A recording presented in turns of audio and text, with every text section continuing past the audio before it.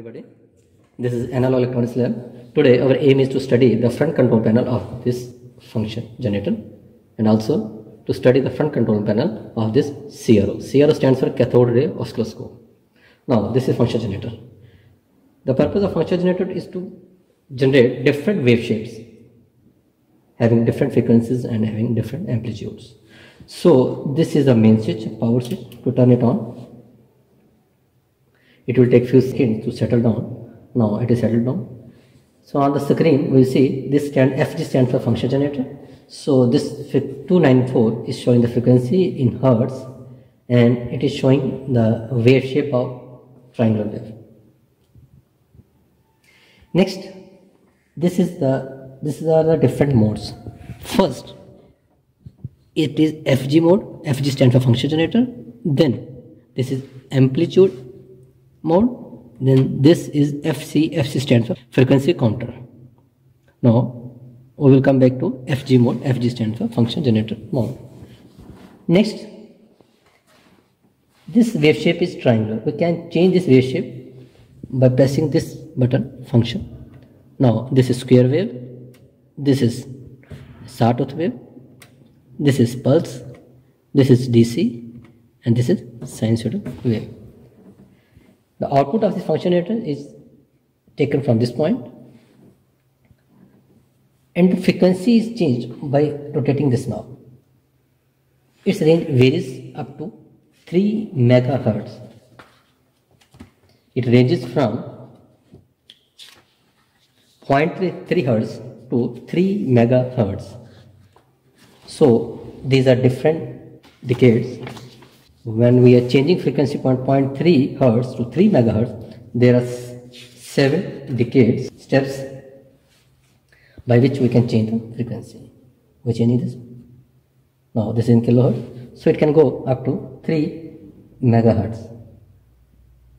Next, if we change the mode to amplitude, we can change this voltage from 0 to maximum up to 20 volts.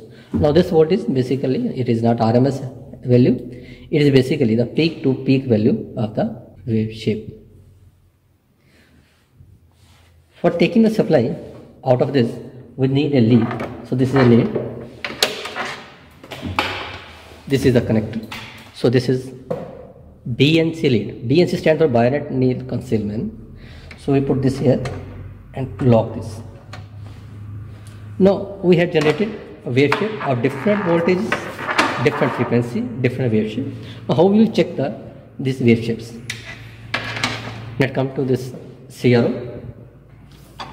This is CRO, cathode ray oscilloscope. We will push this button to turn it on. Now some trace will appear here. So this is a trace. First of all, what we will do? We have to use this switch. It is for controlling the intensity of this trace. So it should be not so bright but so light, so that we can easily see this trace on the screen. Next, this button is for focusing, for adjusting the sharpness of this trace. Next, these are two calibration voltages. This is square wave of 2 volt peak to peak. This is square voltage of 0.2 volt peak to peak for calibration purpose. This is just to see that whether the trace is in the screen or not. We use this.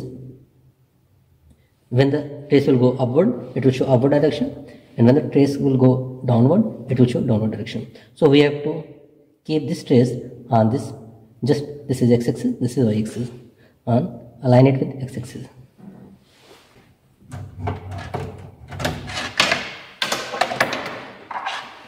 We will take the output of this function generator and connect it to the CRO. So this is channel 1 and channel 2. This is dual channel CRO. So this is channel 1. This is ground button. We will release this button, ground button. If we see this on this scan, both sides, signal is beyond the screen, so we can control it to bring in the screen. Next, this is channel 1 section, this is channel 2 section. For vertical control, for horizontal control, the control is common. This is for x-axis control. So initially what we will do, we will press the ground button and we will align this trace on the x-axis. We will use both y-axis and x-axis. Then we will release the ground button. So now we are seeing here, this is a sine wave. Its peak to peak voltage is given by this 20.2 volts. Then its frequency is now 3.82 kilohertz. So this is generating the signal and this is showing the signal on the display. Next, we will use this button for inverting the signal displaying on the screen.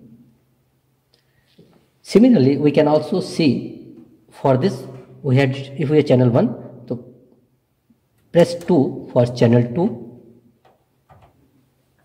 Now the input signal is on channel 2. When we press this, this will be in channel 2 position. Again, we can change the y-axis position. Similarly, this is ground button. We select the trace on the x-axis. Then this button again for inverting. So we can see both the signal when we give two signals, one at channel 1 and one at channel 2. So for seeing both signals on the screen, we will choose this dual button. So at present, this is channel 1. There is no signal in the channel 1 and this is channel 2. So this is a signal which we are getting from the function generator. So what is the purpose of this? We can check the signal, its frequency as well as peak to peak voltage, and then we can compare it with the supply from which we are getting the function generator. Now, the purpose is to expand the signal so that we can see it in the screen. Now, how we will check the voltage, peak to peak voltage? Just to see, peak to peak, this peak and this peak. There are how many divisions? 1, 2, 3. So there are 3 divisions. Multiply by this multiplier, this is 5. So 5 3s are 15 volts.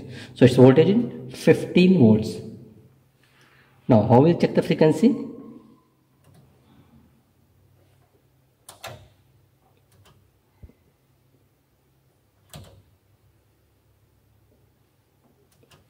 How we check the frequency? Frequency is equal to 1 upon t, where t is the time period. Now we can check the time period of this sine wave from this to this. So how many divisions? So this is 1 to 2.6. So one small division equal to 0.2. So 1 to 2.6. 3 division 2.6. Now 2.6 multiplied by this time division scale. So this is 0.1 millisecond. When we multiply this number of division by this 0.1 millisecond, it will give the total time period t, and the reciprocal of this frequency is the reciprocal of time period, that will give the frequency of the sine wave. So we can cross check this with the function generator from which we are getting supply. Thank you.